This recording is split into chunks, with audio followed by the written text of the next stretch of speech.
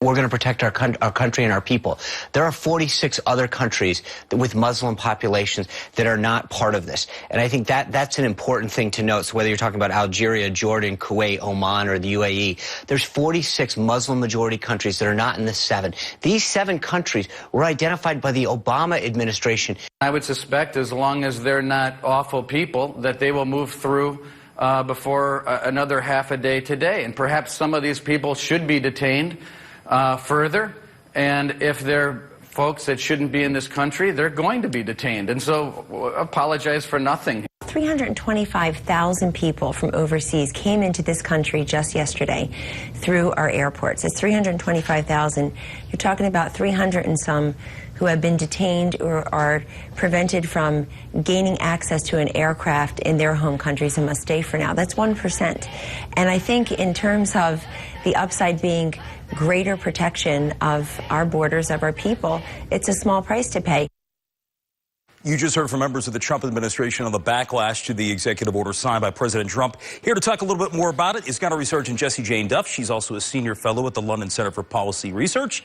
Thank you for coming in tonight. Thank you for having me. We knew that this was going to happen. Yes. The president said this was a keystone of his campaign.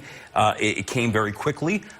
Your take on the reaction so far? Well, first of all, like you just said, he did tell America that he was going to practice extreme vetting. Now, many people are outraged. They're saying these are 7 Muslim countries. No, these are 7 countries that have been identified by the previous administration for harboring terrorists, training terrorists, and exporting terrorists. And with that said, people are pulling out countries like Egypt and Saudi Arabia. Well, those have organized governments. We can vet people through those governments. With these particular countries, there's such massive chaos that we are not able to vet people because many of the records have already been destroyed. They're war-torn countries. I mean, to suggest that we can vet an Iranian or even a Syrian very easily is pretty much really where this administration is at. They want to ensure that they can vet them fairly. One thing many opponents have said is, and you alluded to this, when you talk about Saudi Arabia, Lebanon, Egypt, countries where people came into this country and committed terrorist acts. The Boston Marathon bombers came from a small subsect of Russia, Dagestan. That seems to be the argument on the other side, that they're just not on the list, and you say it's because they have procedures, we can rely on those procedures. Well, it's not entirely sure what those procedures are right now. We have to evaluate very carefully because the previous administration, we feel, was not evaluating correctly. What has happened in the State Department, when you look at the visas that were being granted, they go back to World War II era questions, such as, are you a Nazi? Are you a communist? They were never asking questions about some of the 46 known terrorist organizations throughout the world, asking, do you practice jihad? Do you practice an extremism of this religion? I mean, none of those questions were being asked. And this is from our own State Department. Even Hillary Clinton in her campaign said we will practice extreme vetting. Why she didn't do it while she was Secretary of State is beyond me. As we move forward, there was a lot of talk, too, and we keep hearing the phrase Muslim ban. The president was asked yesterday, is this a Muslim ban? He said it is not. There have been people in his administration who have used the hashtag, hashtags are hashtags.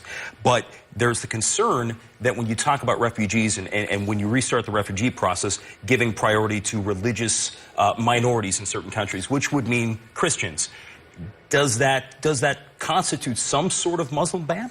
I don't think so. I think what we're looking at is there's many Muslims that are not practicing jihad, and we recognize that. But there are many right now. ISIS is in 32 countries throughout the world. Let me put this in a little bit of perspective. Al-Qaeda was able to commit 9/11 with $500,000. That's all it cost them, $500,000. Do you know what ISIS raises every day? Between $2 and $4 million.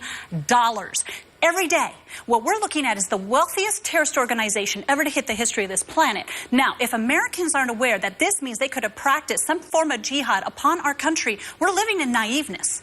Okay, so as we move forward, we have this, in fact, and I have the notes because there's so much going on with this, but a lot of people are saying, does President Trump have the right to do this? And the Immigration and Nationality Act says he has plenary power to suspend the entry of all aliens or any class of aliens as immigrants or non-immigrants. So for people saying that this is unconstitutional, your take is? I think the Constitution applies to U.S. citizens, and people need to recognize that. We have to protect Americans, and that's what this president is clearly stating. Everybody needs to stop and think for 1 second. What's going on in Europe right now? Can anybody name one country where the refugee crisis has not significantly impacted those countries in a negative way? I can't think of one where it's impacted them in a positive way. That's a big part of why Brexit happened in Britain. They were feeling overwhelmed by this, and they didn't feel protected by their own borders. And they said, enough, we're exiting the EU. And that seems to be a lot of the residual effect of Brexit, and that feeling, that sentiment, seems to have been what put Donald Trump over the top in the end. Would you not agree with that? I will agree with that. The reality is most Americans who have practiced and understood what is going on in the Middle East, they've actually researched it and understand that this extremism is far more rampant than people are understanding, that they keep wanting to make it about a religion of peace. We're not talking about a religion of peace. We're talking about Islamic jihadists that are rampant throughout these 7 countries that were identified by the previous administration. And Donald Trump says, enough. We're going to put a hold on this, a moratorium on it. We're going to figure out what's going on, and then we will lift the ban. Right now, less than 300 people of all those travelers, 325,000 travelers came to the U.S. Only 1% were impacted by this today, over the weekend. And I'd like to think that a lot of this protest has been uprising that has been generated by the left. Let's not fall into the trap of thinking that people are so outraged. I personally realize it may be an inconvenience for that 1%, but if it protects American lives, we're headed in the right direction. Jessie Jane Duff, thank you for coming in tonight. Thank you so much. Appreciate having you in here. In the meantime, we're back after this.